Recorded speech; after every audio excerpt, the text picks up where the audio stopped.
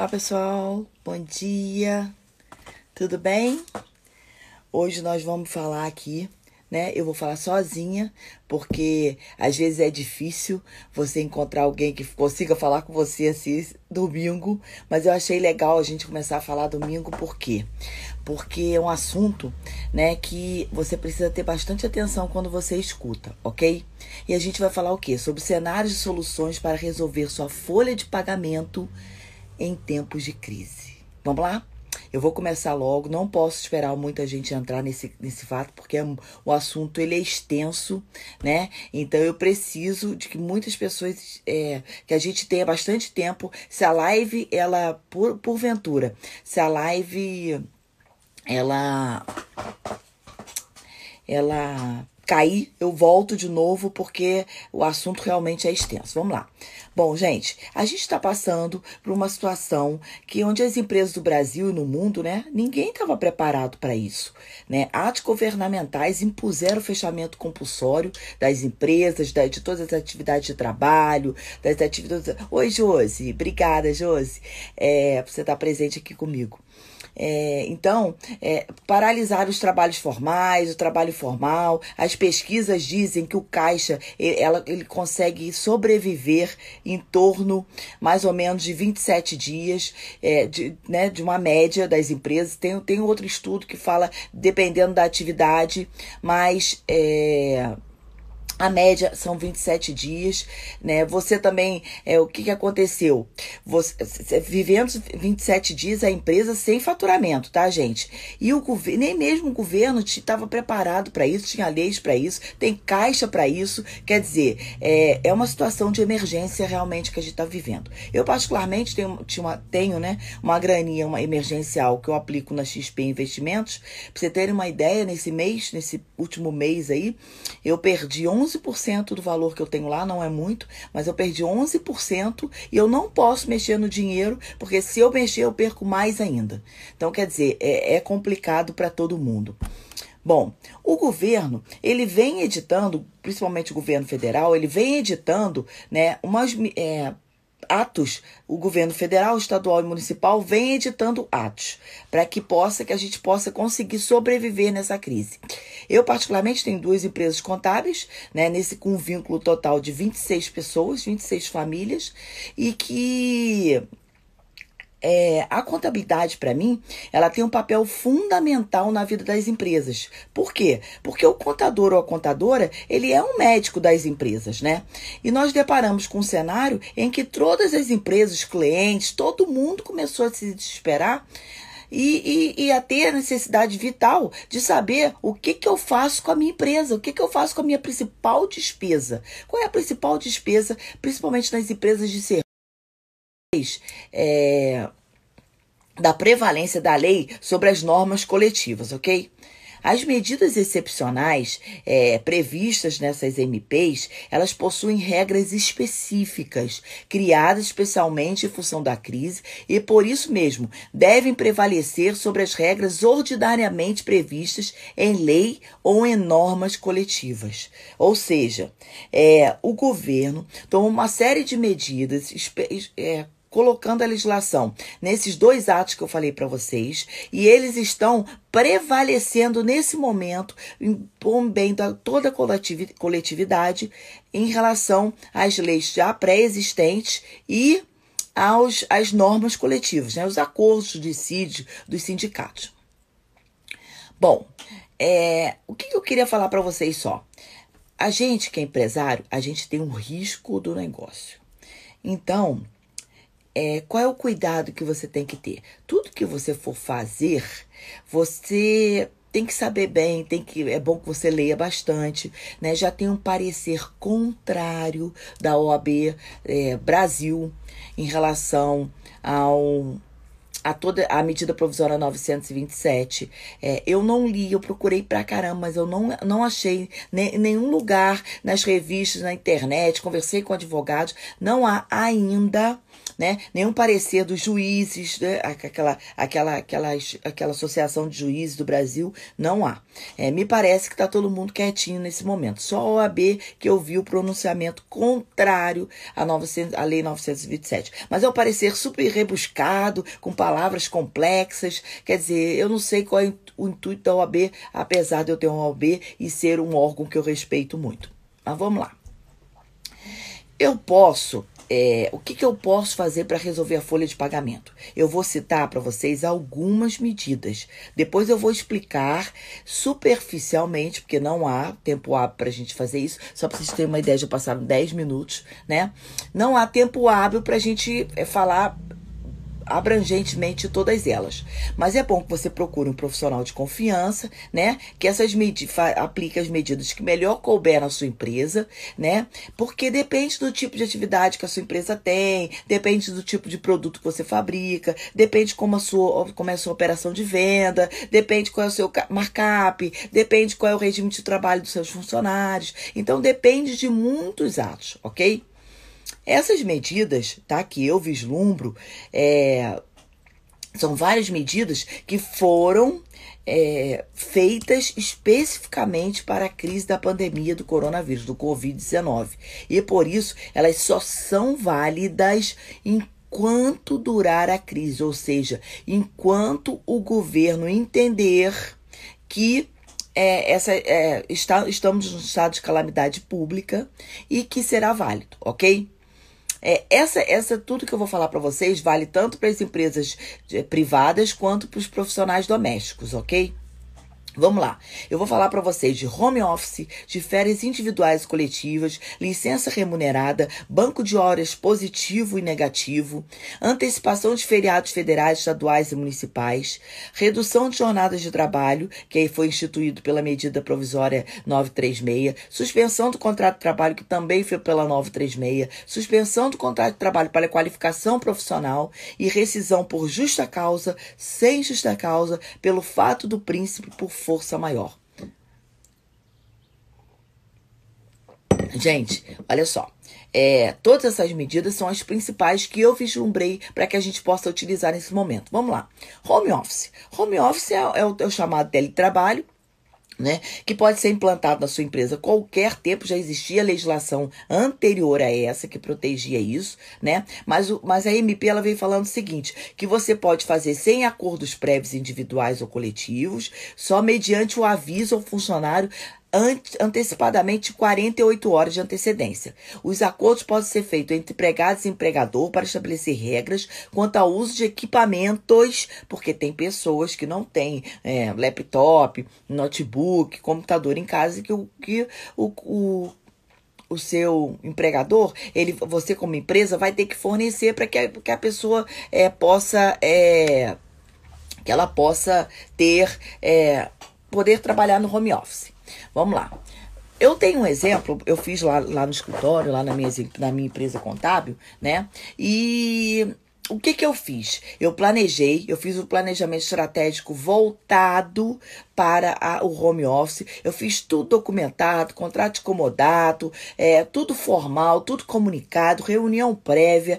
A gente faz reuniões virtuais todos os dias, 5 horas com a equipe toda, né? Por quê, gente? Porque isso tudo é novo. É novo pra gente, é novo para as pessoas que trabalham com a gente, pro nosso time. Então, a gente tem que ter, né, uma série de cuidados, tem que ter paciência, tem que ter resiliência, tem que ter prudência, tem que explicar, tem que treinar, tem que conversar, tem que os fatores, você tem que ver o perfil comportamental dos teus funcionários. Tem gente que pode ser que não entenda, não consiga trabalhar em home office, né? E ainda tem um problema da pessoa achar um cantinho em casa, porque tem toda a família, tem cachorro, periquito, papagaio, filhos pequenos. Então, tudo é uma série assim, tudo novo. O importante é que o meu conselho para você, se for fazer home office, mesmo que a medida provisória tenha dito para você não fazer por escrito, eu sugiro que faça o contrato de comodato, que coloque ali direitinho, que mostre a sua boa fé, que você explicou tudo à sua equipe, ok? Segunda medida, férias individuais ou coletivas. As férias individuais, elas podem ser determinadas com aviso prévio de apenas 48 horas. Ou seja, não existia isso na legislação, veio com as MPs, tá? E outra novidade que está sendo muito debatida pela OAB naquele parecer que eu falei para vocês. Mesmo que a pessoa não tenha tempo aquisitivo. Ou seja, a pessoa tem menos de um ano, ainda não completou. Desculpa, não completou um ano ainda, então ela vai e ela pode ter uma antecipação desse período de férias, ok? Gente, empregador e empregado, né? Eles poderão ainda negociar a antecipação de períodos futuros de férias, como eu falei para vocês, como estava previsto isso não estava previsto na legislação anterior e poderá ser feito até o pagamento dessas férias. Ela pode ser até feito até o 5º dia útil do mês seguinte ao início das férias, ok? O adicional de 1/3 poderá ser pago até dezembro. A venda, né? Que lembra que a gente tem a venda das férias daqueles 10 dias, né? A venda de 1/3 de férias deixa de ser um direito do empregado. Ou seja, antigamente o empregado tinha que abonar. Quer dizer, antigamente não, gente. Nesse período, eu posso estar confundindo vocês. O que eu tô falando é no período de crise. Antes do período de crise, o empregado poderia pedir isso ao empregador. Agora, ele não é mais um direito do empregado. Agora, o empregador pode fazer com que ele venda suas férias, ok? Sendo que tem que ter ou seja, antes o empregado podia pedir a venda dos 10 dias e o empregador era obrigado a fazer. Agora não é mais nesse período de crise. As férias coletivas, gente. As férias coletivas poderão também ser determinadas pela empresa com aviso prévio de apenas 48 horas e não exigirá comunicação ao sindicato ou ao órgão local da Secretaria de Trabalho. Não haverá limitação quanto aos períodos. A CLT, com a reforma trabalhista, determinou que tinham que ser 3 períodos, até 3 períodos, que nenhum deles fosse menor do que 10 dias. Né? Poderia ser até com 5 dias, mas não está assim nesse período de crise, tá? E deverão serem priorizados para usufruir as férias as pessoas do grupo de risco, ou seja, aquelas pessoas que estão no grupo de risco têm prioridade nessa antecipação de férias, ok? Terceira medida, licença remunerada. Gente, é uma alternativa, tá? Que neste caso o empregador pode até interromper o contrato de trabalho, ficando o empregador dispensado da prestação de serviço. Mas a empresa continua pagando seu salário normalmente. Ou seja, você pega seu funcionário, coloca ele em casa, só que ele continua recebendo o salário. Isso é uma licença remunerada. Qual é a vantagem disso, gente? A vantagem é que a lei não prevê a necessidade de aviso antecipado nem do pagamento prévio do salário. É uma medida. Além disso, gente, a consolidação das leis de trabalho, que é a CLT, ela prevê o artigo 133, inciso 2, que perde o direito às férias do empregado que permanecer com licença remunerada por mais de 30 dias. Você botou seu funcionário mais de 30 dias lá na sua casa, o que acontece? Ele vai perder o direito às férias e o seu período aquisitivo deve ser contado, novo período aquisitivo, a partir do seu retorno ao trabalho. Ou seja, ele perde aquele período aquisitivo porque ele ficou mais de 30 dias em casa e quando ele voltar, passa a contar novo período aquisitivo, ok? É lógico, gente, que para mim, na minha opinião, essa é uma medida que você vai colocar por meritocracia, né? É um cara que é muito bom, é um cara nessa empresa, se você achar que a sua atividade vai ficar suspensa durante um bom tempo, e se esse funcionário, é um excelente funcionário para sua empresa, né? Eu acho que se você tiver grana para bancar isso, vale a pena você fazer um tratamento especial para essa pessoa, ok? Quarta medida, banco de horas positivo ou negativo. O banco positivo, isso já existia na nossa legislação. O que veio de novo? Veio o banco negativo. O que significa banco negativo, gente? Os empregadores poderão utilizar banco de horas que os funcionários ainda... O banco positivo é aquele que você o seu trabalhador, ele já tinha trabalhado na sua empresa, ele estava com essas horas para compensar. Ou seja, você pode utilizar nesse momento. O que é banco negativo? O seu funcionário não tinha feito nenhuma hora extra, nada. Ele tinha cumprido fielmente o contrato de trabalho dele e agora ele vai poder ficar em casa e compensar isso depois. Porque a legislação, ela diz o seguinte, a anterior da crise. Ela diz, primeiro o empregado faz para depois ele compensar. O que a lei veio dizer é, você agora pode fazer para depois compensar. Ficar em casa para depois compensar esse momento, ok? Gente, se não houver banco de horas, né, já anteriormente estipulado, podem, de acordo com a MP 927, implementar por meio de acordo coletivo ou individual. Individual é aquele que você faz empregador com empregado, né? E que os funcionários possam ficar em casa e possam ter que trabalhar no futuro, como eu falei para vocês, né? Quando do retorno das atividades da empresa, a fim de compensar essas horas não trabalhadas no período de paralisação da empresa. É lógico, gente, que nisso os seus funcionários continuam recebendo salário normalmente, ok? Vamos lá. Concluindo. O banco de horas negativo, as empresas poderão interromper as atividades, você faz um break nas suas atividades, lança as horas não trabalhadas em um banco de horas especial para compensação em até 18 meses, contados da data do encerramento do estado da calamidade pública. Ou seja, a princípio, né, até junho de 2022, ok? Quinta medida.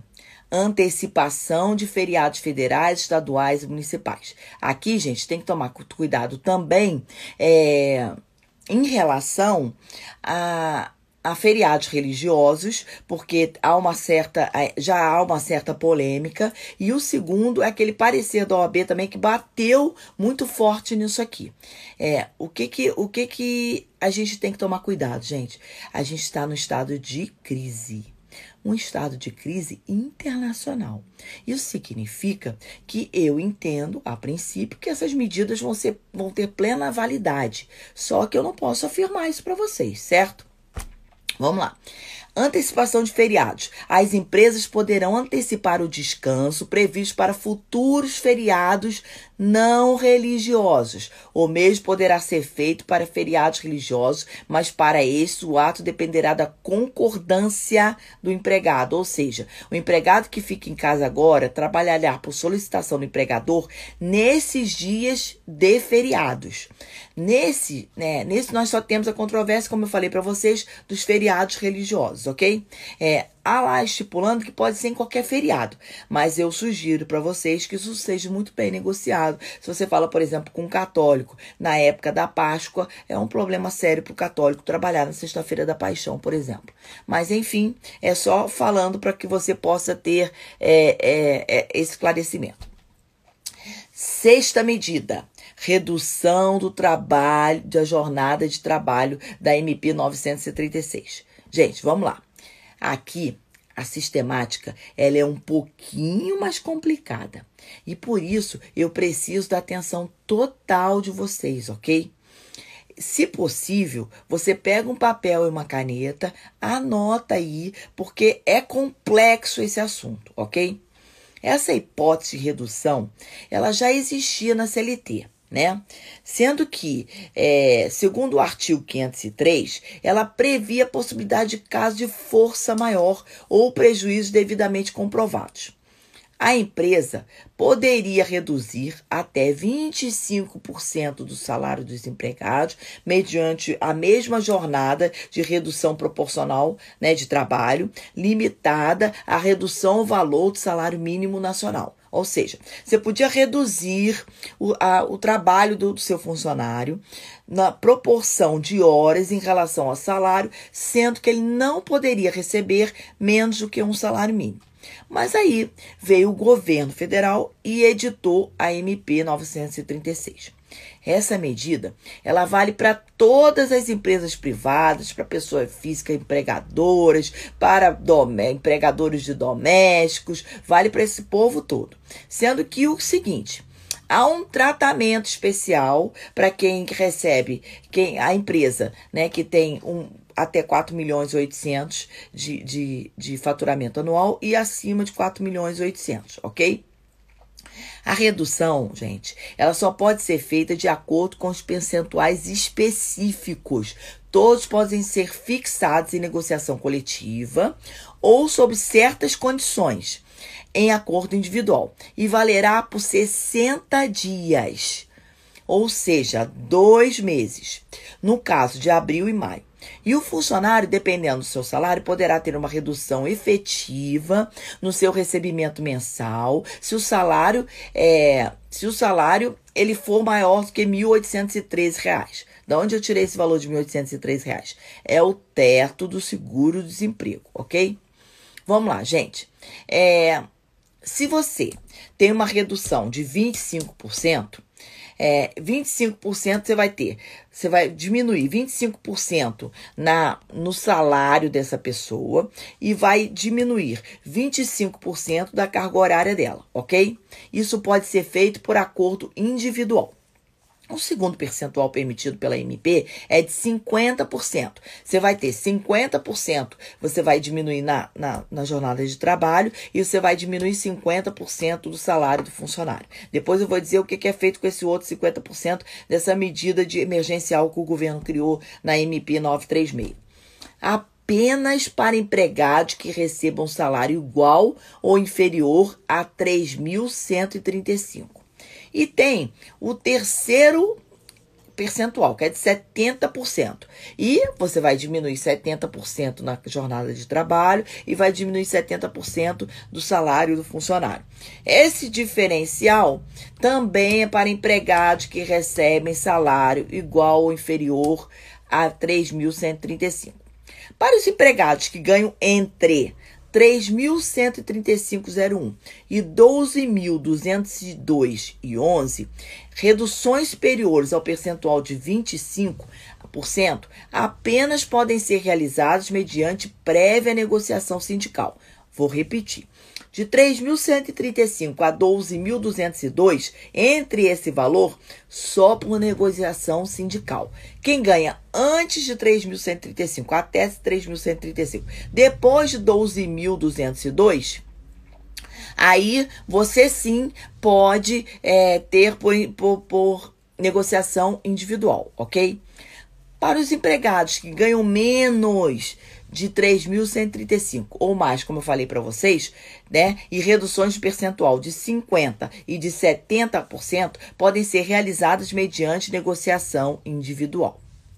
Além disso, caberá à empresa, gente, observar que o valor do salário hora do trabalho deve ser preservado e que a redução não poderá extrapolar o prazo máximo de 90 dias. É uma medida emergencial, específica, especial, ok? A MP 936, ela estabeleceu também que o empregador poderá ajustar percentuais de redução diferentes dos indicados acima por meio de negociação coletiva observada a proporção do pagamento do benefício emergencial previsto na MP 936. Vamos lá, gente. Nessa questão que eu estou falando para vocês de redução de jornada de trabalho, né? Eu fiz algumas observações. Quais seriam essas observações? O seguro-desemprego no Brasil tem valor estipulado de R$ 1.045, que é um salário mínimo mensal federal, a R$ 1.831,01. O valor de R$ 12.202,12 corresponde ao dobro do valor do regime geral da Previdência Social. A Previdência Social tem um teto de aposentadoria. Multiplicando por 2 dá exatamente esse valor de 12.202, tá? Essas medidas, elas só valem para empresas privadas e para pessoas físicas empregadoras, como eu disse para vocês.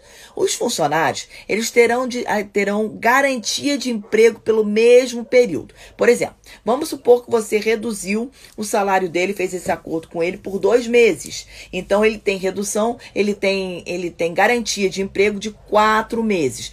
2 da redução e 2 posterior à redução, ok? Que ele volta com o salário dele.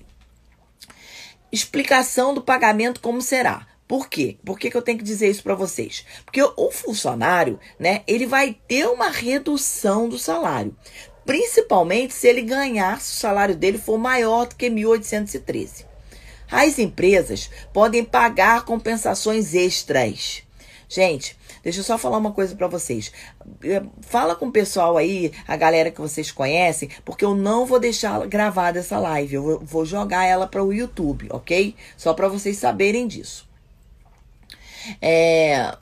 O FGTS e o INSS, eles serão calculados só pela parte que o seu empregador, que você como empregador pagar ao seu funcionário. A parte que o governo fizer de complemento não vai ter nem INSS, nem imposto de renda, nem FGTS, ok?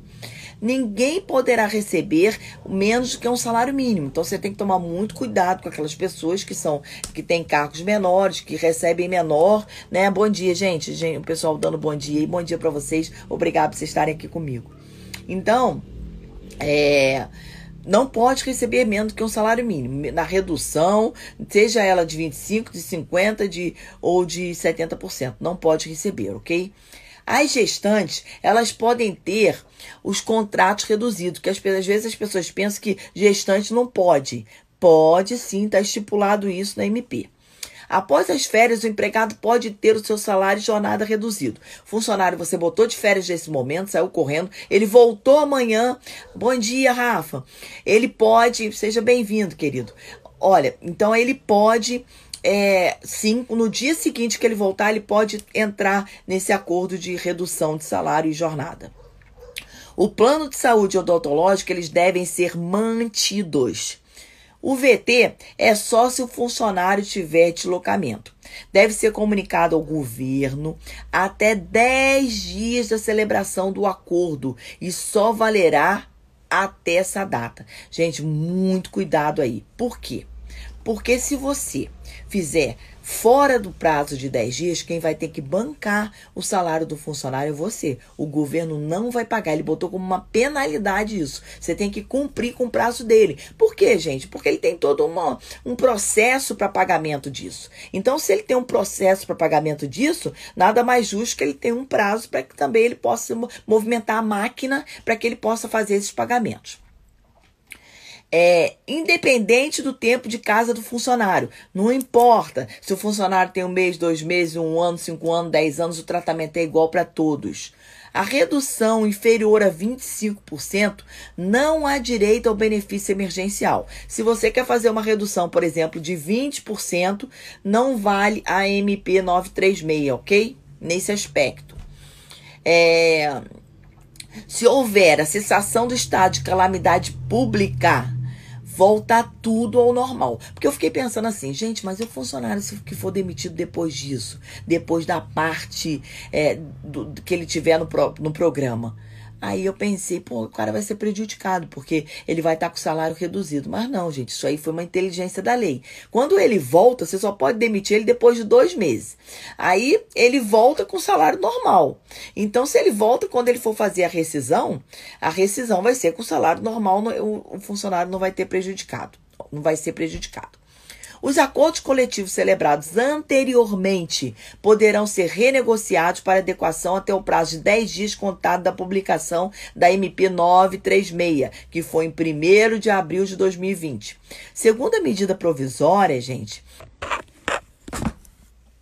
Olá, pessoal. Bom dia. Tudo bem?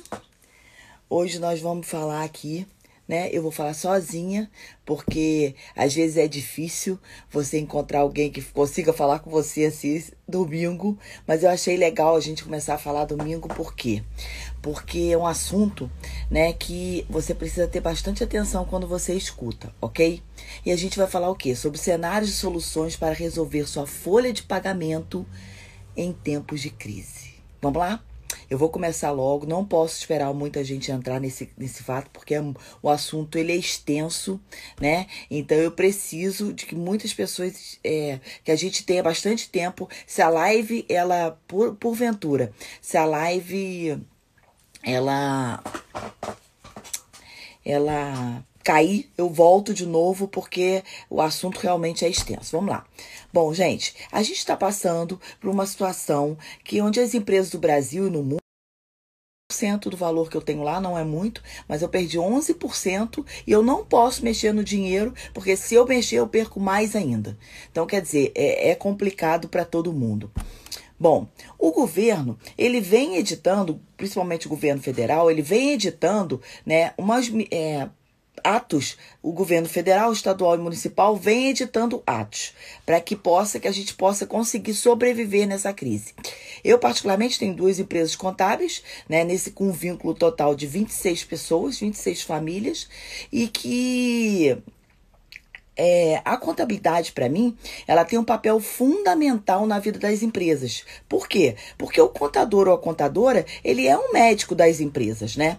E nós deparamos com um cenário em que todas as empresas, clientes, todo mundo começou a se desesperar e a ter a necessidade vital de saber o que eu faço com a minha empresa, o que eu faço com a minha principal despesa. Qual é a principal despesa, principalmente nas empresas de serviço, nas indústrias nem tanto, algumas do comércio, dependendo, mas é a folha de pagamento. A folha de pagamento, ela tem assim uma participação primordial no custo da empresa. Gente, e todos nós sabemos que os nossos funcionários, eles são de vital importância para a nossa empresa, para a sustentabilidade da empresa e para o exercício das atividades empresariais. Então, é mais do que, assim, a gente possa ter um cuidado com essas pessoas, porque o trabalho, gente, é a fonte de renda, é aonde sai a sobrevivência das pessoas. Por isso, precisamos ter bastante planejamento, tranquilidade, sentar, traçar um rumo na nossa empresa. Precisamos pensar, precisamos agir, mas qual é a melhor solução? O que a gente pode efetivamente fazer? Gente, queria deixar um recadinho para vocês aqui, rapidinho. Eu não vou deixar essa live gravada, tá? Por quê? Porque eu entendo que é um assunto complexo. Eu depois vou subir ela para o YouTube. Então, ela não vai ficar gravada aqui para vocês verem depois, ok? Vamos lá. Na legislação trabalhista, nós temos uma legislação super rígida, formada pela Constituição Federal, formada pela CLT, formada pela Lei da Previdência Social, formada pela Lei do FGTS, formada pelas legislações infraconstitucionais e ordinárias que geram direitos e deveres, tanto para os empregados como para os empregadores, né? Nós temos os costumes, temos a jurisprudência dos tribunais de trabalho, de todas as instâncias. Ou seja, a nossa legislação é forte, ela é controladora, ela é sistemática e nós precisamos tomar muito, muito cuidado com todas as áreas. Por quê? Para nós estarmos bem baseados e a solução e tomar os caminhos a trilhar. Gente, isso aqui não fica no meu ouvido de jeito nenhum, Senhor Jesus. Vamos lá. Desta forma, gente, o que eu quero dizer para vocês? Eu quero dizer que nós temos que ter nesse momento profissionais de confiança ao nosso lado, fazer consultas, saber, estar fundamentado nas decisões. Diante disso, além de toda essa legislação que eu falei para vocês, o governo federal editou 2 medidas provisórias, a 927 e a 936, tá? Uma foi criada em 22/3, a outra foi criada em 1/4. Onde esses atos jurídicos trouxeram uma série de medidas trabalhistas excepcionais e transitórias que poderão ser usadas para as empresas e empregadores durante o enfrentamento da crise decorrente do Covid-19. Gente, essas medidas, elas poderão ser aplicadas enquanto durar o chamado estado de calamidade pública. né, que está vigente no país. E a princípio está previsto para durar até 31/12/2020, ou seja, até dezembro. Este prazo ele pode ser prorrogado ou ter uma antecipação, né, um término antecipado. E vai depender da evolução da crise. Agora, gente, deixa eu falar aqui um pouquinho para vocês da prevalência da lei sobre as normas coletivas, ok? As medidas excepcionais previstas nessas MPs, elas possuem regras específicas, criadas especialmente em função da crise e, por isso mesmo, devem prevalecer sobre as regras ordinariamente previstas em lei ou em normas coletivas. Ou seja, o governo toma uma série de medidas colocando a legislação nesses dois atos que eu falei para vocês, e eles estão prevalecendo nesse momento em bem da toda a coletividade em relação às leis já pré-existentes e às normas coletivas, né, os acordos de dissídio dos sindicatos. Bom, o que eu queria falar para vocês só? A gente que é empresário, a gente tem um risco do negócio. Então, qual é o cuidado que você tem que ter? Tudo que você for fazer, você tem que saber bem, é bom que você leia bastante, né? Já tem um parecer contrário da OAB Brasil em relação a toda a medida provisória 927. Eu não li, eu procurei pra caramba, mas eu não achei em nenhum lugar, nas revistas, na internet, conversei com advogados, não há ainda, né, nenhum parecer dos juízes, né, aquela associação de juízes do Brasil, não há. Me parece que está todo mundo quietinho nesse momento. Só a OAB que eu vi o pronunciamento contrário à Lei 927. Mas é um parecer super rebuscado, com palavras complexas. Quer dizer, eu não sei qual é o intuito da OAB, apesar de eu ter uma OAB e ser um órgão que eu respeito muito. Mas vamos lá. O que eu posso fazer para resolver a folha de pagamento? Eu vou citar para vocês algumas medidas. Depois eu vou explicar superficialmente, porque não há tempo hábil para a gente fazer isso. Só para vocês terem uma ideia, já passaram 10 minutos, né? Não há tempo hábil para a gente falar abrangentemente todas elas. Mas é bom que você procure um profissional de confiança, né? Que aplique as medidas que melhor couber na sua empresa, né?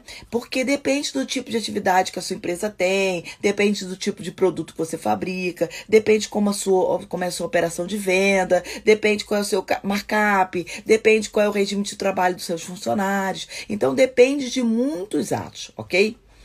Essas medidas, tá, que eu vislumbro, são várias medidas que foram feitas especificamente para a crise da pandemia do coronavírus, do Covid-19. E por isso, elas só são válidas enquanto durar a crise, ou seja, enquanto o governo entender que estamos no estado de calamidade pública e que será válido, ok? Tudo que eu vou falar para vocês vale tanto para as empresas privadas quanto para os profissionais domésticos, ok? Vamos lá, eu vou falar para vocês de home office, de férias individuais e coletivas, licença remunerada, banco de horas positivo e negativo, antecipação de feriados federais, estaduais e municipais, redução de jornadas de trabalho, que aí foi instituído pela medida provisória 936, suspensão do contrato de trabalho, que também foi pela 936, suspensão do contrato de trabalho para qualificação profissional e rescisão por justa causa, sem justa causa, pelo fato do príncipe por força maior. Gente, olha só. Todas essas medidas são as principais que eu vislumbrei para que a gente possa utilizar nesse momento. Vamos lá.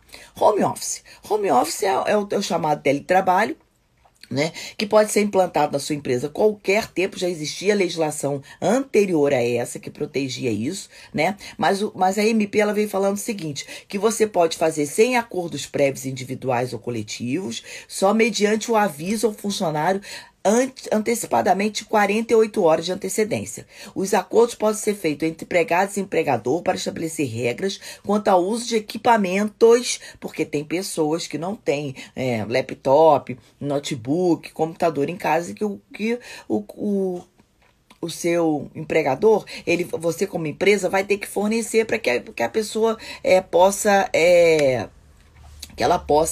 ter, poder trabalhar no home office. Vamos lá. Eu tenho um exemplo, eu fiz lá no escritório, lá na minha empresa contábil, né? E o que eu fiz? Eu fiz um planejamento estratégico voltado para o home office. Eu fiz tudo documentado, contrato de comodato, tudo formal, tudo comunicado, reunião prévia.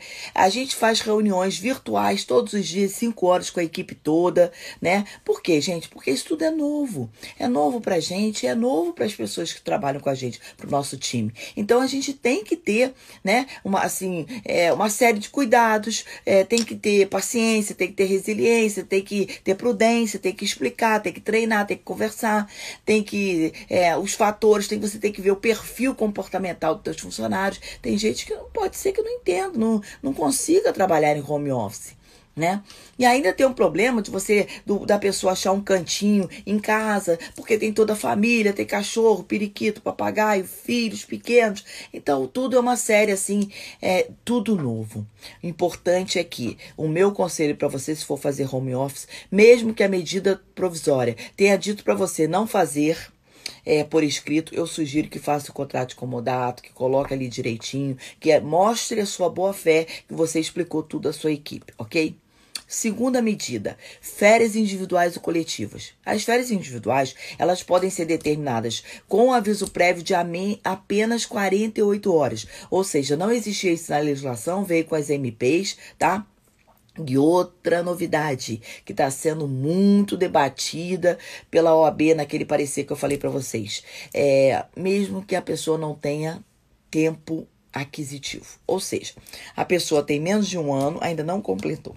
Desculpa, não completou um ano ainda, então ela vai e ela pode ter uma antecipação desse período de férias, ok? Gente, empregador e empregado, né? Eles poderão ainda negociar a antecipação de períodos futuros de férias, como eu falei para vocês, como estava previsto isso não estava previsto na legislação anterior e poderá ser feito até o pagamento dessas férias. Ela pode ser até feito até o 5º dia útil do mês seguinte ao início das férias, ok? O adicional de 1/3 poderá ser pago até dezembro. A venda, né? Que lembra que a gente tem a venda das férias daqueles 10 dias, né? A venda de 1/3 de férias deixa de ser um direito do empregado. Ou seja, antigamente o empregado tinha que abonar. Quer dizer, antigamente não, gente. Nesse período, eu posso estar confundindo vocês. O que eu tô falando é no período de crise. Antes do período de crise, o empregado poderia pedir isso ao empregador. Agora, ele não é mais um direito do empregado.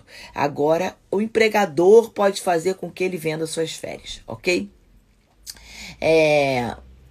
Sendo que tem que ter ou seja, antes o empregado podia pedir a venda dos 10 dias e o empregador era obrigado a fazer. Agora não é mais nesse período de crise. As férias coletivas, gente. As férias coletivas poderão também ser determinadas pela empresa com aviso prévio de apenas 48 horas e não exigirá comunicação ao sindicato ou ao órgão local da Secretaria de Trabalho. Não haverá limitação quanto aos períodos. A CLT, com a reforma trabalhista, determinou que tinham que ser 3 períodos, até 3 períodos, que nenhum deles fosse menor do que 10 dias. Né? Poderia ser até com 5 dias, mas não está assim nesse período de crise, tá? E deverão serem priorizados para usufruir as férias as pessoas do grupo de risco, ou seja, aquelas pessoas que estão no grupo de risco têm prioridade nessa antecipação de férias, ok? Terceira medida, licença remunerada. Gente, é uma alternativa, tá? Que neste caso o empregador pode até interromper o contrato de trabalho, ficando o empregador dispensado da prestação de serviço. Mas a empresa continua pagando seu salário normalmente. Ou seja, você pega seu funcionário, coloca ele em casa, só que ele continua recebendo o salário. Isso é uma licença remunerada. Qual é a vantagem disso, gente? A vantagem é que a lei não prevê a necessidade de aviso antecipado nem do pagamento prévio do salário. É uma medida. Além disso, gente, a Consolidação das Leis do Trabalho, que é a CLT, ela prevê o artigo 133, inciso 2, que perde o direito às férias do empregado que permanecer com licença remunerada por mais de 30 dias. Você botou seu funcionário mais de 30 dias lá na sua casa, o que acontece? Ele vai perder o direito às férias e o seu período aquisitivo deve ser contado, novo período aquisitivo, a partir do seu retorno ao trabalho. Ou seja, ele perde aquele período aquisitivo porque ele ficou mais de 30 dias em casa e quando ele voltar, passa a contar novo período aquisitivo, ok? É lógico, gente, que para mim, na minha opinião, essa é uma medida que você vai colocar por meritocracia, né? É um cara que é muito bom, é um cara nessa empresa, se você achar que a sua atividade vai ficar suspensa durante um bom tempo, e se esse funcionário, é um excelente funcionário para sua empresa, né? Eu acho que se você tiver grana para bancar isso, vale a pena você fazer um tratamento especial para essa pessoa, ok? Quarta medida, banco de horas positivo ou negativo. O banco positivo, isso já existia na nossa legislação. O que veio de novo? Veio o banco negativo. O que significa banco negativo, gente? Os empregadores poderão utilizar banco de horas que os funcionários ainda... O banco positivo é aquele que você o seu trabalhador, ele já tinha trabalhado na sua empresa, ele estava com essas horas para compensar. Ou seja, você pode utilizar nesse momento. O que é banco negativo? O seu funcionário não tinha feito nenhuma hora extra, nada. Ele tinha cumprido fielmente o contrato de trabalho dele e agora ele vai poder ficar em casa e compensar isso depois. Porque a legislação, ela diz o seguinte, a anterior da crise. Ela diz, primeiro o empregado faz para depois ele compensar. O que a lei veio dizer é, você agora pode fazer para depois compensar. Ficar em casa para depois compensar esse momento, ok? Gente, se não houver banco de horas, né, já anteriormente estipulado, pode, de acordo com a MP 927, implementar por meio de acordo coletivo ou individual. Individual é aquele que você faz empregador com empregado, né? E que os funcionários possam ficar em casa e possam ter que trabalhar no futuro, como eu falei para vocês, né? Quando do retorno das atividades da empresa, a fim de compensar essas horas não trabalhadas no período de paralisação da empresa. É lógico, gente, que nisso os seus funcionários continuam recebendo salário normalmente, ok? Vamos lá. Concluindo. O banco de horas negativo, as empresas poderão interromper as atividades, você faz um break nas suas atividades, lança as horas não trabalhadas em um banco de horas especial para compensação em até 18 meses, contados da data do encerramento do estado da calamidade pública. Ou seja, a princípio, né, até junho de 2022, ok? Quinta medida. Antecipação de feriados federais, estaduais e municipais. Aqui, gente, tem que tomar cuidado também em relação a feriados religiosos, porque já há uma certa polêmica. E o segundo é aquele parecer da OAB também que bateu muito forte nisso aqui. O que a gente tem que tomar cuidado, gente? A gente está no estado de crise. Um estado de crise internacional. Isso significa que eu entendo, a princípio, que essas medidas vão ter plena validade. Só que eu não posso afirmar isso para vocês, certo?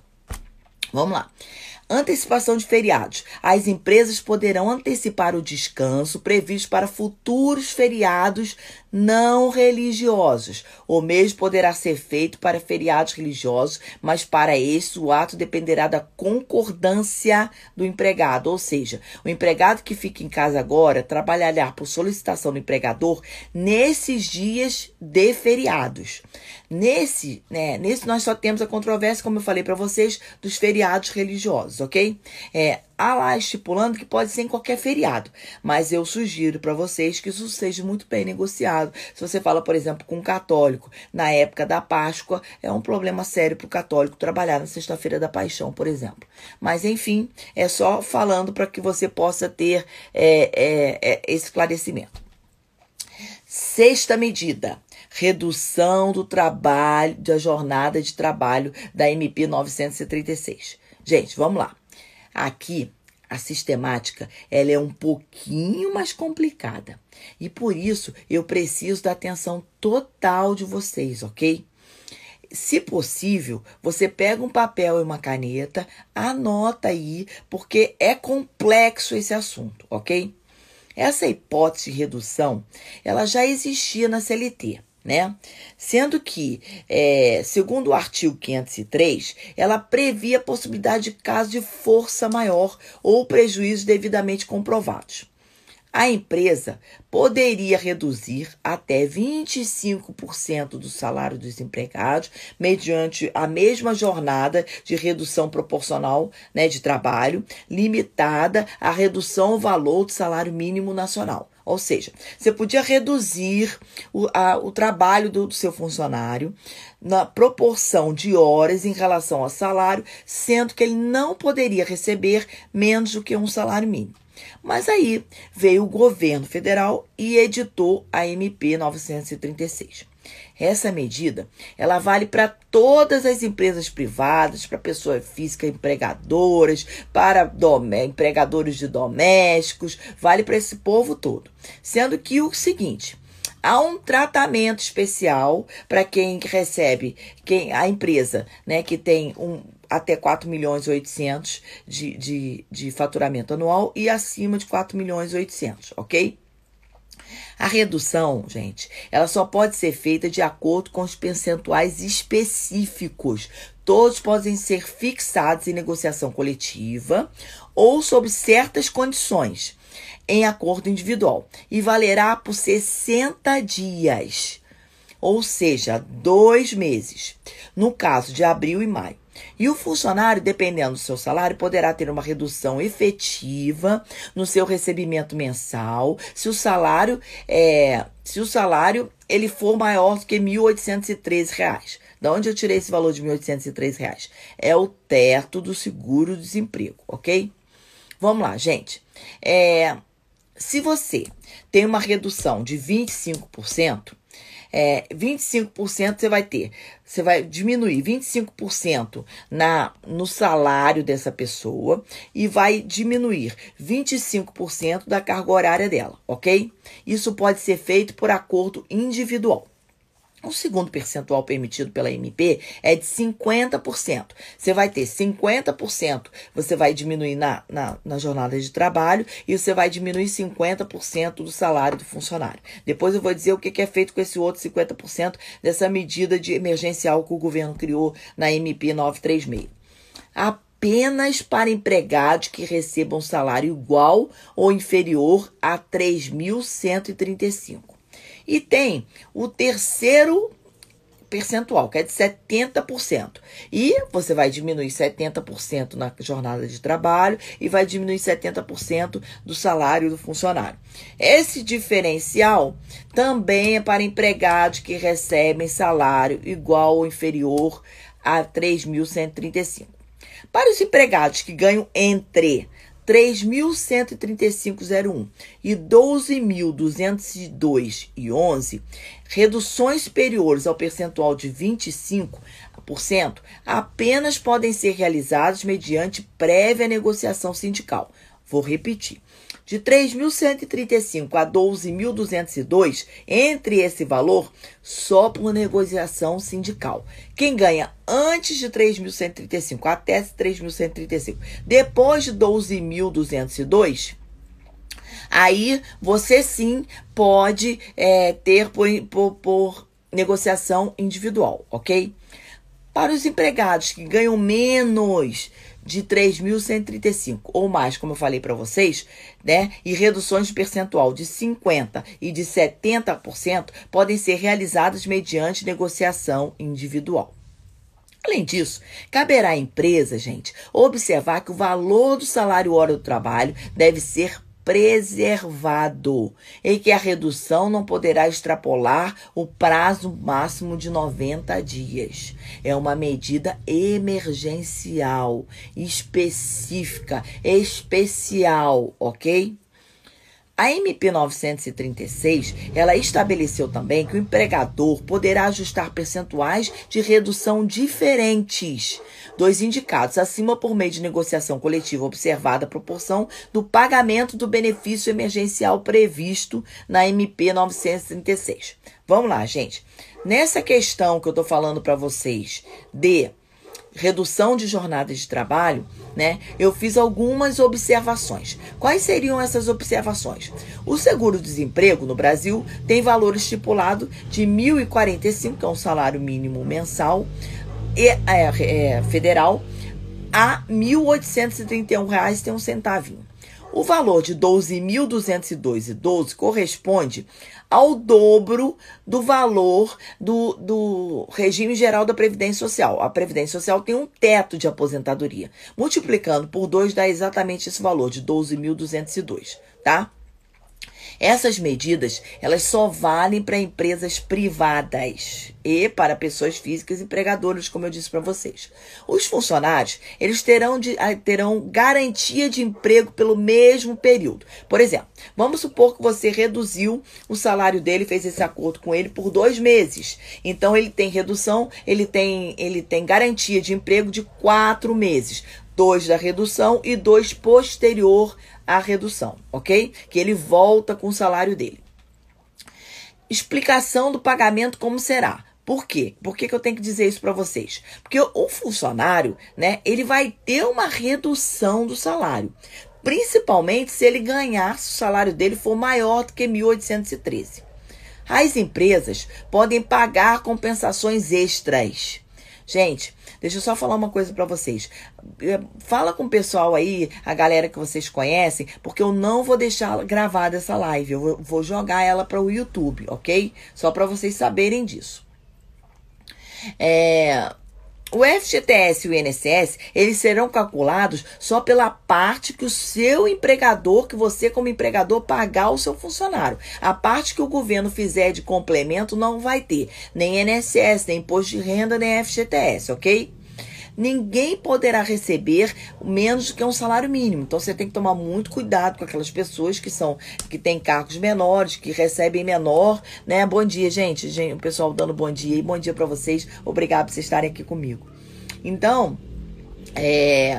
não pode receber menos do que um salário mínimo. Na redução, seja ela de 25%, de 50% ou de 70%. Não pode receber, ok?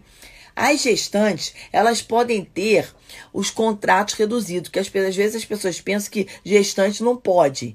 Pode sim, está estipulado isso na MP. Após as férias, o empregado pode ter o seu salário e jornada reduzido. Funcionário, você botou de férias nesse momento, saiu correndo, ele voltou amanhã. Bom dia, Rafa. Ele pode, seja bem-vindo, querido. Olha, então ele pode, sim, no dia seguinte que ele voltar, ele pode entrar nesse... Oi, gente! Voltei! Falar sobre a última medida que eu estou sugerindo para vocês. Na live anterior eu sugeri, são 9 medidas, mas por causa do tempo não deu, eu encerrei antes. E agora eu vou falar para vocês da última medida. Vamos ver se alguém entra para a gente poder falar dessa última medida, porque ela é primordial para que a gente fale, e é a medida que eu tenho mais perguntas, mais dúvidas em relação ao que a gente fala para os nossos clientes, para os nossos amigos, que a gente está fazendo consultoria, que a gente está fazendo trabalho de ajuda na recuperação da empresa. Oi, Cris, tudo bem? Obrigada por estar aqui comigo. Vamos lá. Rescisão por justa causa, sem justa causa, pelo fato do príncipe e por força maior. Vamos lá. Gente, essa medida de rescisão, né, nesse momento, assim, o que acontece? Ela é considerada pela nossa doutrina, pela nossa jurisprudência, pelos nossos juristas, e o Cristiano aqui é um advogado, um amigo meu, e ele pode confirmar isso aqui pra gente. É uma medida extrema, né? Ninguém contrata para demitir, certo? A não ser que a pessoa que mereça muito. E isso é até uma oportunidade para a gente tirar do nosso quadro aquelas pessoas que já não vinham mais por merecimento, que já vinham vacilando, que já não estavam respeitando mais a cultura da nossa empresa. Então, esse é um momento específico e bom para a gente fazer isso. Porque você vai colocar a pessoa, vai demitir a pessoa, e ela vai ter o seguro-desemprego dela, quer dizer, você não vai deixar uma pessoa assim desamparada, porque o seguro-desemprego é uma ajuda que o governo continua dando normalmente. Então, o que eu quero dizer com isso? É o momento de você, assim, dar uma varridinha e dar uma limpeza na sua equipe, daqueles membros que você acha que não vale a pena ter com você, né? Que você aplicou a meritocracia e estão lá naqueles 20% lá embaixo que não merece, 10%, né? Ou 20%, dependendo se você bota 20 para cima e 10 para baixo, 70 no meio, ou ao contrário, 10 para cima, 20 para baixo. Se você acha que isso é na realidade uma hora de fazer e você tem a grana para fazer. Mas vamos lá. É uma medida extrema e que você, por exemplo, tem uma equipe que você teve todo um curso de treinamento, que você preparou as pessoas para trabalharem com você, para fazer parte da sua equipe. Então, não é o momento de você fazer uma demissão dessas pessoas, porque você teve um custo com elas para preparar elas para a sua moldagem da sua empresa. Então, por isso que a gente tem que pensar muito bem pensado o que a gente pode fazer, né? As medidas que a gente pode tomar. Eu entendo que são desesperadoras, eu entendo que as empresas têm um fluxo de caixa que duram em torno, né? O seu caixa efetivamente duram 27 dias, que as empresas não praticam fluxo de caixa na maioria das micros e pequenas empresas. Eu já fiz um estudo para o mestrado e constatei isso. Eu entendo isso tudo. Que a gente não tem reserva de emergência, não tem. Então, todo cuidado é pouco nesse momento, ok? A gente está falando de pessoas, e pessoas lidam com pessoas, e nesse momento a gente tem que ter muito cuidado, ok? Na medida sem justa causa, de uma certa forma, todos os empresários já conhecem, certo? Na dispensa com justa causa, que você também pode fazer nesse momento de crise, né? Que estão elencadas no artigo 482 da CLT, nessa fase de crise de pandemia, podem incluir casos de indisciplina, por exemplo, por não cumprir normas e regras de segurança impostas pela empresa e até pelos atos públicos. Gente, eu li um parecer técnico do Ministério do Trabalho, gente, é enorme, são mais de 6 folhas dizendo quais são as formas que você tem que ter, os cuidados que você tem que ter com as pessoas que trabalham com você. Então, se essas pessoas, por exemplo, não quiserem usar máscara, não quiserem ter cuidado com álcool gel, ficarem misturando seu material de trabalho com outras pessoas, isso tudo aí pode ensejar uma justa causa, porque nós estamos em crise de pandemia mundial, internacional, e que há o contágio que está tendo essas medidas.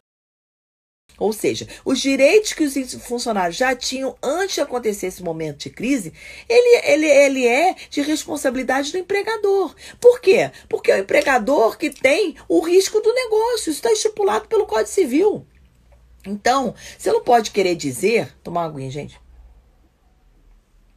Você não pode querer dizer, imputar lá as férias vencidas, você não deu férias pro teu funcionário, você não pagou seu 13º dele, e aqueles 3 dias e tal. Tudo isso, ele já tinha direito antes. Então, a administração pública vai ter que pagar. Você acha que é fácil tirar dinheiro da administração pública? Então, é lógico que isso aí tem que ser motivado, né? Por uma rescisão de força maior, por um fato do príncipe, por um ato que você prove muito bem provado. Porque é a administração pública que vai pagar efetivamente essas verbas, ok? Bom, gente, finalizando essa parte, agora a gente vai falar sobre rescisão de força maior. Isso aqui o bicho pega. Se vocês precisarem, pega um caderninho, anota isso aí, presta bastante atenção. Porque nesse fato você tem que ter cuidado, porque também tem uma série de jurisprudência, tem uma série de questões já discutindo sobre isso, sobre o que é força maior. O artigo 503 da CLT, ele prevê a hipótese de rescisão do contrato de trabalho em razão da extinção. Vou falar de novo. Extinção da empresa ou do estabelecimento movida por força maior. Ou seja, a força maior no Brasil, ela é considerada para aquela gente que acabou a empresa, que a empresa não vai funcionar mais. E as pessoas estão fazendo muita confusão com isso, tá? Eu tenho uma regra no meu escritório seguinte: eu não posso mandar na empresa do meu cliente. Quem manda na empresa do cliente é ele que é o dono, ele que tem o risco do negócio direto. Mas eu dou todas as explicações para ele e ele toma as decisões. Com isso, por isso que eu estou fazendo esse trabalho aqui com vocês. É para quê? É para que as pessoas estejam protegidas por contadores de confiança, por especialistas de confiança, para que possam instruir e possam tomar e ter o mínimo de problema possível. Gente, porque a gente está passando por uma crise, eu não sei quando que eu vou sair dela, quando que vai reestruturar, quando que vai reorganizar, quando que minhas operações voltam ativa em tudo, eu boto meu produto todo para fora e que eu consigo vender tudo. Então, cuidado nisso, ok? Força maior, ele já estava previsto, né, no parágrafo 2º do artigo 18 da Lei 8.036 de 90, ok? Deixa eu falar uma coisa para vocês. Como é que a gente se prova que a gente estava com dificuldade financeira? Como é que a gente prova que a gente estava fazendo, tendo esse reflexo e que isso quebrou a nossa empresa? Como dizia minha avó, tudo tem que ser muito bem provado. Então, guarda todos os documentos, guarda os documentos contábeis, monta um arquivo para que você possa provar isso quando você for ter que brigar por esse motivo. Para o empregador, gente, se utilizar neste momento de crise, não há previsão legal, né, que você faça uma força maior sem que seja por decisão judicial. Eu não encontrei, não tem. Na lei, ela é bem específica. Ela diz que tem que ser por decisão judicial. Você tem que passar pelo crivo de um juiz, que ele entenda que realmente aconteceu aqueles fatos que motivaram o fechamento, a quebra, a paralisação por muito tempo da sua empresa. Inclusive, não dá nem para fazer a nossa empresa contábil, por exemplo, a gente não tem nem como sem decisão judicial, efetivar e liberar o fundo de garantia e o seguro-desemprego do funcionário. Então tem que tomar muito cuidado com isso, porque lá na frente você vai criar um problema maior ainda até para aquela pessoa, aquele funcionário que tinha. Por quê? Porque você tem que ter a certidão ou cópia da sentença irrecorrível da justiça para dar entrada na Caixa Econômica, para que você possa retirar o FGTS e para que você possa liberar o seguro-desemprego do teu funcionário. Gente, quais são as verbas nesse caso de força maior? Em rescisão sem justa causa, né, de força maior, o funcionário não terá direito a aviso prévio. Ainda é uma complicação, porque foi a Dilma que fez aquela lei dos 3 dias depois do cada ano trabalhado. Eu não sei assim dizer para vocês com certeza absoluta como é que ficam esses 3 dias a cada ano trabalhado. Mas eu tenho como te dizer, força absoluta, que você não paga o aviso prévio e a multa do FGTS ela é reduzida a 20%. Todas as outras verbas trabalhistas, elas elas continuam valendo, como eu expliquei no fato do príncipe, que você o quê? É o risco do negócio e o empregado já fazia jus mesmo antes de acontecer esse evento. Então, gente, muito cuidado. Eu falei na live para vocês, na primeira live, né, que foi às 9 horas da manhã, e vou repetir para vocês aqui quais foram as medidas que eu falei para você, dos cenários que você pode ter para você resolver sua folha de pagamento. Você pode fazer home office, você pode fazer férias individuais ou coletivas, você pode fazer licença remunerada, banco de horas positivo ou negativo, antecipação de feriados federais, estaduais e municipais, redução... Oi, gente! Voltei! Falar sobre a última medida que eu estou sugerindo para vocês. Na live anterior eu sugeri, são 9 medidas, mas por causa do tempo não deu, eu encerrei antes. E agora eu vou falar para vocês da última medida. Vamos ver se alguém entra para a gente poder falar dessa última medida, porque ela é primordial para que a gente fale e é a medida que eu tenho mais perguntas, mais dúvidas em relação ao que a gente fala para os nossos clientes, para os nossos amigos, que a gente está fazendo consultoria, que a gente está fazendo trabalho de ajuda na recuperação da empresa. Oi, Cris, tudo bem? Obrigada por estar aqui comigo. Vamos lá. Rescisão por justa causa, sem justa causa, pelo fato do príncipe e por força maior. Vamos lá. Gente, essa medida de rescisão, né, nesse momento, assim, o que acontece? Ela é considerada pela nossa doutrina, pela nossa jurisprudência, pelos nossos juristas, e o Cristiano aqui é um advogado, um amigo meu, e ele pode confirmar isso aqui pra gente. É uma medida extrema, né? Ninguém contrata para demitir, certo? A não ser que a pessoa que mereça muito. E isso é até uma oportunidade para a gente tirar do nosso quadro aquelas pessoas que já não vinham mais por merecimento, que já vinham vacilando, que já não estavam respeitando mais a cultura da nossa empresa. Então, esse é um momento específico e bom para a gente fazer isso. Porque você vai colocar a pessoa, vai demitir a pessoa, e ela vai ter o seguro-desemprego dela, quer dizer, você não vai deixar uma pessoa assim desamparada, porque o seguro-desemprego é uma ajuda que o governo continua dando normalmente. Então, o que eu quero dizer com isso? É o momento de você, assim, dar uma varridinha e dar uma limpeza na sua equipe, daqueles membros que você acha que não vale a pena ter com você, né? Que você aplicou a meritocracia e estão lá naqueles 20% lá embaixo que não merece, 10%, né? Ou 20%, dependendo se você bota 20 para cima e 10 para baixo, 70 no meio, ou ao contrário, 10 para cima, 20 para baixo. Se você acha que isso é na realidade uma hora de fazer e você tem a grana para fazer. Mas vamos lá. É uma medida extrema e que você, por exemplo, tem uma equipe que você teve todo um curso de treinamento, que você preparou as pessoas para trabalharem com você, para fazer parte da sua equipe. Então, não é o momento de você fazer uma demissão dessas pessoas, porque você teve um custo com elas para preparar elas para a moldagem da sua empresa. Então, por isso que a gente tem que pensar muito bem pensado o que a gente pode fazer, né? As medidas que a gente pode tomar. Eu entendo que são desesperadoras, eu entendo que as empresas têm um fluxo de caixa que duram em torno, né? O seu caixa efetivamente duram 27 dias, que as empresas não praticam fluxo de caixa na maioria das micros e pequenas empresas. Eu já fiz um estudo para o mestrado e constatei isso. Eu entendo isso tudo. Que a gente não tem reserva de emergência, não tem.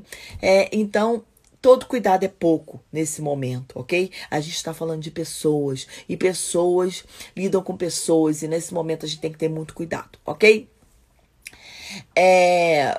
Na medida sem justa causa, de uma certa forma, todos os empresários já conhecem, certo? Na dispensa com justa causa, que você também pode fazer nesse momento de crise, né? Que estão elencadas no artigo 482 da CLT, Nessa fase de crise de pandemia, podem incluir casos de indisciplina, por exemplo, por não cumprir normas e regras de segurança impostas pela empresa e até pelos atos públicos. Gente, eu li um parecer técnico do Ministério do Trabalho, gente, é enorme, são mais de 6 folhas dizendo quais são as formas que você tem que ter, os cuidados que você tem que ter com as pessoas que trabalham com você. Então, se essas pessoas, por exemplo, não quiserem usar máscara, não quiserem ter cuidado com álcool gel, ficarem misturando seu material de trabalho com outras pessoas, isso tudo aí pode ensejar uma justa causa, porque nós estamos em crise de pandemia mundial, internacional, e que ao contágio que está tendo essas medidas governamentais, elas estão sendo principalmente voltadas para se evitar o contágio e a proliferação do vírus, ok? Então, eu entendo e eu defendo isso. Se você precisar de mim, pode me contratar. Eu defendo que você pode ser, lógico que se você passou por escrito, conversou, tem provas que você passou isso tudo pro teu funcionário, e ele não está fazendo, você pode demitir sim ele por justa causa.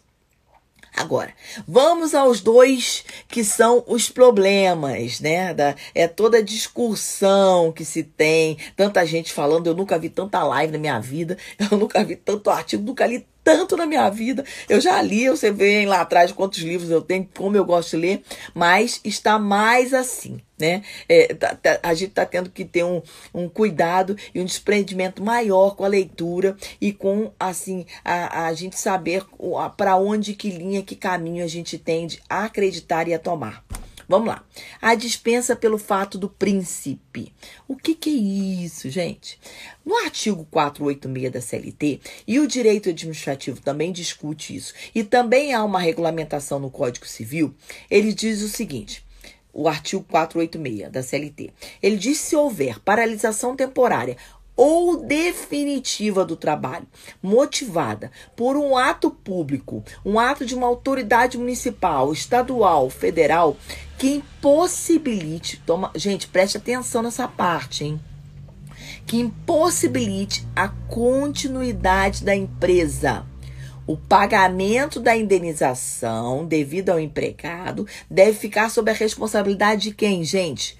Do governo que motivou essa medida, do governo responsável que fez o ato que compeliu você a fechar e a prejudicar a atividade da sua empresa. Mas, gente, é lógico, né? Isso tem que ser provado.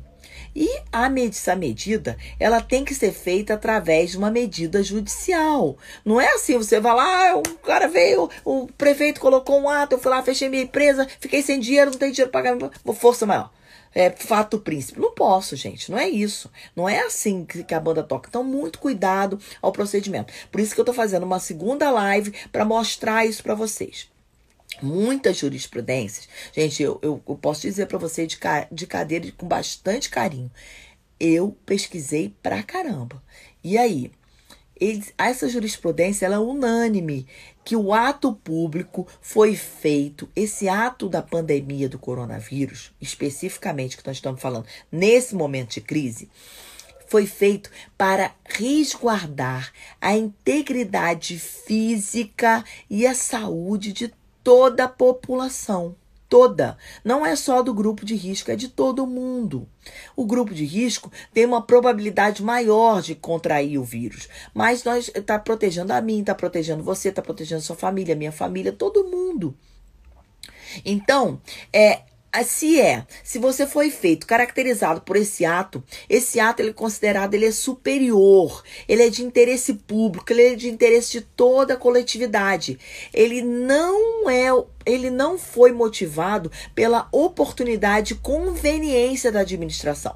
Não foi um cara que implicou com você, que criou uma lei lá municipal, estadual, federal, vou fechar aquele tipo de cassino, por exemplo. Tá funcionando no cassino, vou fechar o cassino, que cassino não vem pelas bens, pelos bons leis e bons costumes, eu vou fechar. Não é isso.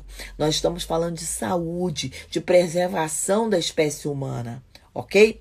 Então, há uma grande chance na justiça, dos tribunais, não entenderem que ocorreu o fato do príncipe nessa questão e terem essa tese. Eu não sei que você tenha uma tese muito forte para convencer a justiça de todas as instâncias, porque você sabe que você brigar com o poder público, você vai ter que ir em várias instâncias, você tem que ter grana para isso, até para recorrer.